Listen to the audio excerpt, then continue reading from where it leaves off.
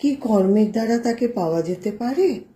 ঠাকুর বলছেন এই কর্মের দ্বারা তাকে পাওয়া যাবে, আর এই কর্মের দ্বারা পাওয়া যাবে না তা নয়, তার কৃপার উপর নির্ভর। তবে ব্যাকুল হয়ে কিছু কর্ম করে যেতে হয়, ব্যাকুলতা থাকলে তার কৃপা হয়। একটা সুযোগ হওয়া চাই, সাধু সঙ্গ, বিবেক, সদ্গুরু লাভ।